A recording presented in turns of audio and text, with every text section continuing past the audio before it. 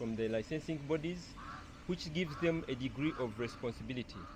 So even from the word go, on the side of us who supervise interns, if you give me a student who has not been graduated and is not licensed, I cannot supervise them. I cannot take them as students. So it already puts the whole internship program in a very precarious situation. While my intern, who has got an MBCHB, has graduated, has a provisional license from UMDPC, can be left to carry out procedures. And I'm saying this emphatically. Basing on my own experience 30 years ago, by the end of my internship, I had done over 800 operations independently. But you cannot leave a student who has not been allowed to graduate, who is not licensed with any authority, to do internship, to have an apprenticeship. So even on just that strength, this new policy has been prepared shambolically and cannot take off. Dead on arrival, as they always say. Secondly, when you want to have a hungry, unpaid doctor whose future is uncertain to take care of patients, you are technically weaponizing that official. They are a human, if not a biological weapon. They are hungry, maybe they have no rent, maybe they have walked to the place of work, and they cannot give their best in their practice. In order to bring on board other voices other than mine, I would like to request the Secretary General of Uganda Medical Association to read a statement by the Uganda Medical Association, then I'll come in and conclude. From Uganda Medical Association, and it reads: Uganda Medical Association rejects proposed changes to undergraduate medical training and internship policy. The background: Uganda Medical Association is a national professional association comprised of duly registered Ugandan doctors practicing both within Uganda and in diaspora, with a bold vision: all Ugandans have access to quality health and health care. And our mission is to provide programs which support the social welfare and professional interests of medical doctors in Uganda and promote universal access to quality health and health care. Established in 1964, UMA was created with the purpose of safeguarding the interests of medical doctors in Uganda. And for over the last 6 decades, the association has served as a trusted umbrella, actively representing, advocating for, lobbying on behalf of all doctors in their categories: specialists, residents, interns, medical students, both in government and non-government sectors. The context: Uganda Medical Association has again received reports through the media that government of Uganda has significantly changed the policy to the structure of medical training in the country. These proposed reforms include: number 1, extending undergraduate medical training from 5 to 6 years. 2, integrating the internship year into the undergraduate medical degree as a mandatory academic year. 3, requiring students or their sponsors to finance the additional internship year. And 4, withholding graduation until completion of internship. After careful consideration, the Uganda Medical Association strongly opposes these proposed policy changes in their current form because of the following reasons. Number 1, conflation of academic training and professional licensure. Graduation from medical school is an academic certification issued by universities confirming that a student has successfully completed the prescribed curriculum and examinations for the Bachelor of Medicine and Bachelor of Surgery. Internship, on the other hand, is a supervised professional apprenticeship period required for licensure by the regulator, which is the Uganda Medical and Dental Practitioners Council, to enable one practice medicine. So linking university graduation to completion of internship conflates 2 distinct processes governed by different institutions. Universities are responsible for academic certification, while internship is a professional regulatory requirement for independent medical practice. Our second reason, there's the risk of indefinite delays due to internship deployment constraints. Uganda has repeatedly experienced delays in deployment of medical interns due to budgetary constraints and administrative bottlenecks within the health system. In some cases, pre-interns have waited several months, sometimes even a year, before receiving internship placements. If graduation is made contingent upon completion of internship, graduates could find themselves in an indefinite limbo where they have completed their academic requirement but cannot receive their degrees due to systemic delays beyond their control.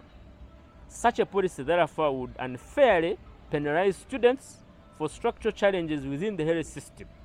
Some, for one reason or the other, may not wish to practice medicine, either temporarily or for good. Those whose medical training wasn't their choice, in this Gen Z era, some may wish to continue their career into other fields like law, engineering, pursue academia, pursue masters in biomedical sciences like anatomy, physiology, microbiology, and these do not require internship. So, keeping them until when they get internship would be very, very unfair. The third reason, there is increased financial burden and the threat to equity in medical education. Medicine is already one of the most expensive undergraduate programs in Uganda and world over. Requiring families or sponsors to finance an additional compulsory year would, number one, substantially increase the total cost of medical education. We put a table excuse me, showing the average cost of a student from nursery up to university. An average nursery school, for example, here in Kampala, will pay 1 million a term. If you compute for 3 years, that will be 9 million. An average primary school will pay an average of 2 million per term. If you compute for 7 years, that will be 42 million. An average secondary school will pay 3 million. If you compute for 6 years, that's 54 million. An average university, private one, they pay 10 million. If you compute for 5 years, that's 100 million. If you add the total, that's 205 million. Adding an additional year of 20 million is too much to a parent, to a sponsor, to a student. Secondly, it will exclude capable students from economically disadvantaged backgrounds. Thirdly, it will widen the inequality in access to medical education. Fourth, it will shift the public health system responsibility onto private families. Uganda cannot turn medical education into an elite pathway accessible only to those with significant financial resources. The country's health system relies on talented students from diverse socioeconomic backgrounds. Our fourth reason for rejecting this policy is socioeconomic and psychological impact on medical graduates. Withholding academic transcripts and degrees from students who have completed their university training would prevent them from 1. Applying for scholarships and postgraduate studies, will prevent them from seeking alternative employment opportunities while they are waiting internship, and also prevent them from pursuing further professional involvement. This would place an unfair financial and emotional burden on graduates and their families who have invested heavily in their education, as highlighted earlier. Medical training is already demanding. Prolonging uncertainty and delaying professional progression risks worsening burnout, stress, mental health challenges among young doctors. I hope you are aware that over 14 million Ugandans have mental illnesses. This will be an additional burden to this statistic. And fifth, that's fifth reason why we reject this policy. Internship is a national service year, not a tuition year. Traditionally, world over, and in Uganda in particular, Internship has been a supervised service year supported by government stipends. Converting internship into a sponsor-funded academic year risks, number one, shifting government obligations to families, exploiting student labor. This is modern-day slavery. Blurring the distinction between academic education and professional service, and then creating regulatory ambiguity regarding roles of universities, hospitals, and professional regulators. If the internship is service to the nation, it must remain nationally supported responsibility. We've given a scenario of how internship is done, and we're comparing the UK, South Africa, Kenya, and Uganda. When you look at UK, an intern in foundation year is given £33,304 annually, which is an equivalent of 163,700,216, and that translates to 13,641,684 Uganda shillings per month. In South Africa, interns are paid South African rand 650,000, which is an equivalent of 11.9 million shillings per month. When you go to Kenya, across here, they are paid Kenya shillings 2.472 million, which is an equivalent of 5.5 million Uganda shillings per month. In Uganda, this is laughable. They are currently giving a stipend of 12 million annually, which is just 1 million per month, and they are proposing to scrap it off. Actually, for some categories, they have scrapped it off. Those who are on payroll previously as clinical officers, nurses, and they are pursuing their additional training, they have scrapped it off. They are working with nothing. This is unacceptable. Sixth, why we are rejecting this policy. There is no evidence that duration alone improves quality. We are scientists. Improving the quality of medical graduates is a legitimate national goal. We agree. However, there is no clear evidence that simply increasing the duration of undergraduate training leads to better competence. The quality of training, we know, is an ongoing process. During training, that depends primarily on pre-entry grades obtained at O-level, A-level, admission numbers that match the training capacity of medical school. I'm sure you are aware that some universities you just enter as long as you have an E. Availability of lecturers, teaching aids, demonstration materials, adequate laboratories and specimens for demonstration for biomedical sciences, hospital infrastructure and patient exposure, adequate clinical supervision, availability of teaching specialists, competency-based training systems, effective assessment and mentorship, regular and predictable inspection from regulatory bodies like National Council for Higher Education and Uganda Medical Dental Practitioner Council. Without addressing these systemic factors, extending duration of training without consulting relevant stakeholders risks becoming a cosmetic band-aid reform rather than a meaningful improvement. And that is why we reject this policy. This is our position as Uganda Medical Association. Number one, we call for immediate suspension of plans to implement the proposed 6-year undergraduate model linked to internship. Number two, we call for protection of the academic integrity of university graduation, ensuring that students who complete their university requirements graduate without delay. Number three, we call for broad national stakeholder consultations, including the most affected, the medical students, the universities, professional bodies, like UMA, like National Council for Higher Education, and others. We call government investment in expanding internship capacity rather than transferring the financial burden to families. pay interns adequately and timely. Strengthen the internship supervision, welfare, and training standards within the existing framework. Return the 2.5 million allowances as directed by the President. A better pathway forward. If government intends to strengthen the quality of medical training in Uganda, the following reforms should have far greater impact. Number one, expansion and accreditation of additional internship training centers. Urgently deploy specialists in all the training sites. Pay the associate consultants commensurate to their qualification and professional responsibilities.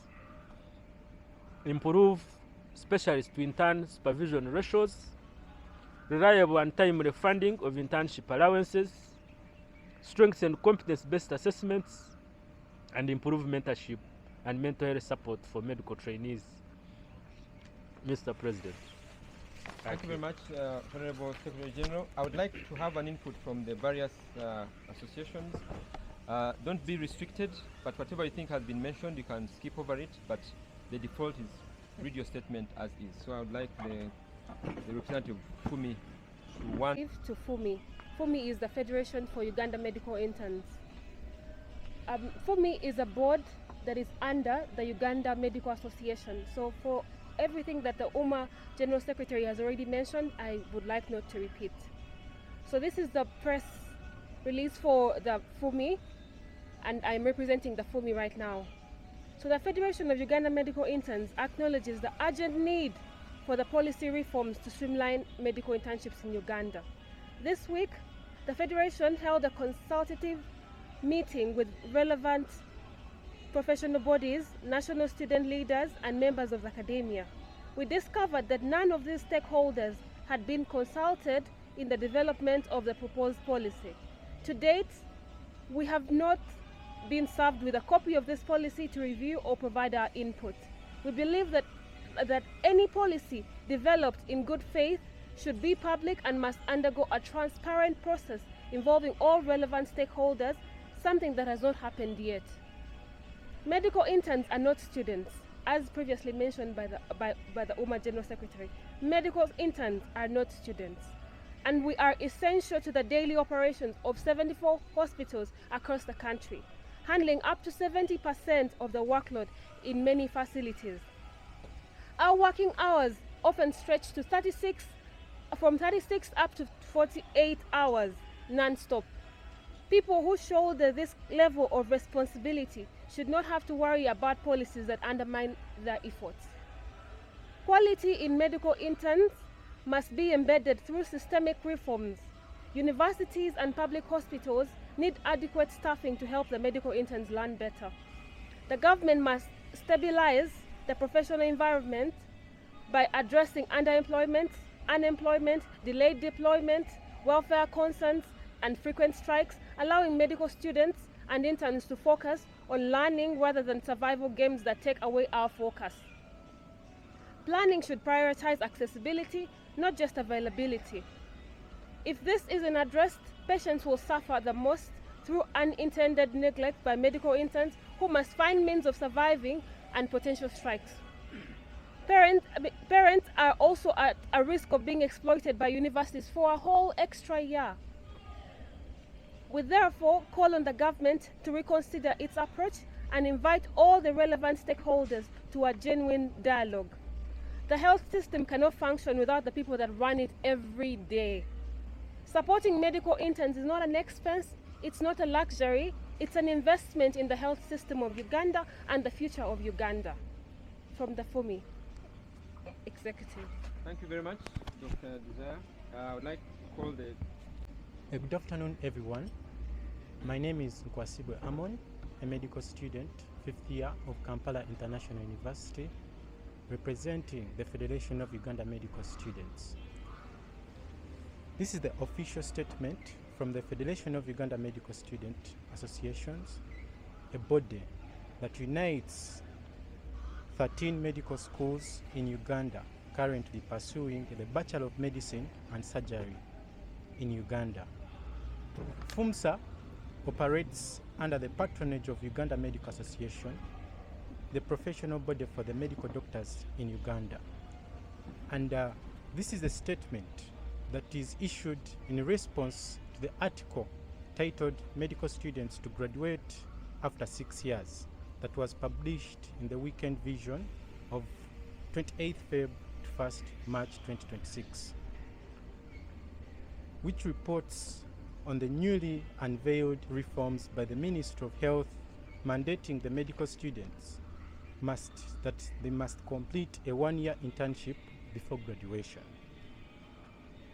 The policy effectively extends the pathway to obtaining a medical degree to 6 years and represents one of the most significant structural shifts in Uganda medical education system in decades. This is our position at the Federation of Uganda Medical Students Association in regards to this reform. FUMSA strongly believes that the abrupt implementation of this reform, particularly for the current cohorts of medical students, constitutes an act of injustice and presents serious logistic and systemic challenges. Beyond structural concerns, there is a growing uncertainty regarding the financial implications of incorporating internship before graduation. Internship has traditionally been supported through government allowances extended to graduates serving as medical interns.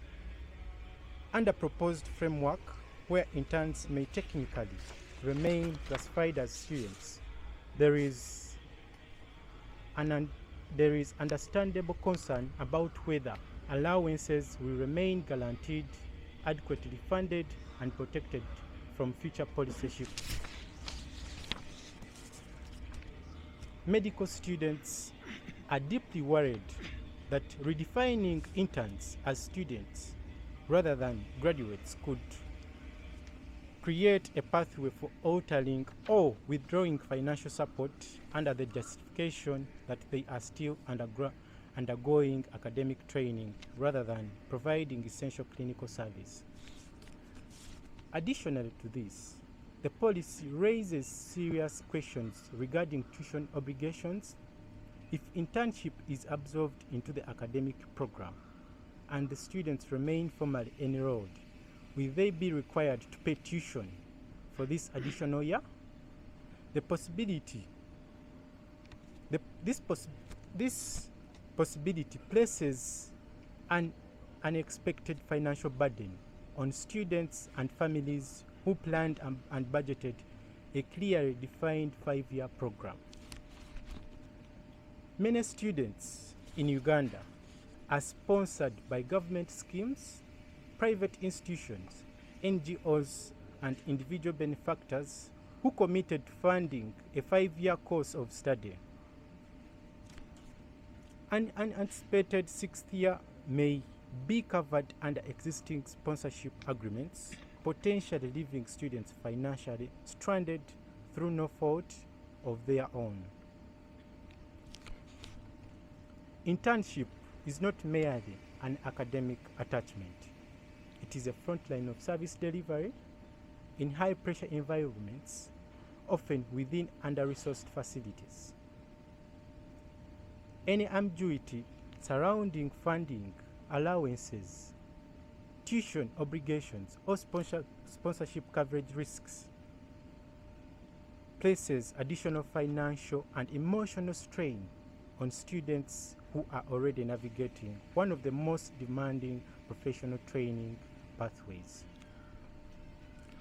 For these reasons, clarity, transparency, and legally binding assurances on funding and student financial protection must accompany any structural reform. An acceptance of implementation for current students. We, the Federation of Uganda Medical Students, categorically reject the application of this policy to the continuing students.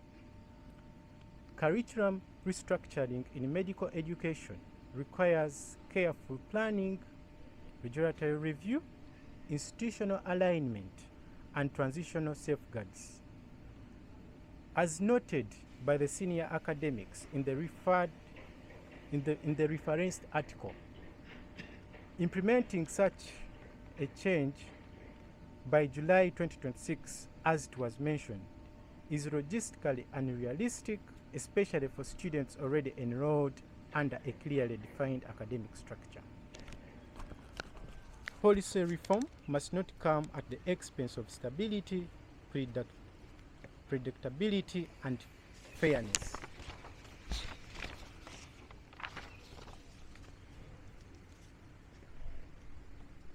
The Federation of Ugandan Medical Students expresses injustice and lack of consultation on this matter.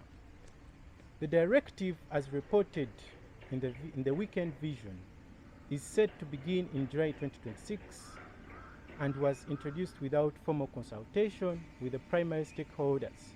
Those are the medical students and the medical schools. Such a major policy shift must be informed by broad engagement, transparent dialogue, and collaborative planning. Medical training is rigorous, emotionally demanding, and financially burdensome. Any restructuring must take into account of the lived realities of these medical students. We have important questions to the stakeholders and the government in regards to this policy. We respectively raise the following questions.